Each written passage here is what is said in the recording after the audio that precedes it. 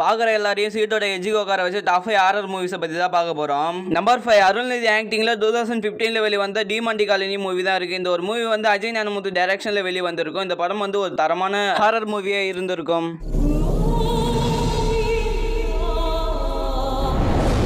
Number 4 Nayanthara ஆக்டிங்ல 2015ல வெளிவந்த படம் தான் மாயா. இந்த ஒரு படத்தோட டைரக்டர் யாருன்னு பார்த்தீங்கன்னா அஸ்வின் சரவணன். இந்த ஒரு படமும் நல்ல ஹாரர் மூவினே சொல்லலாம்.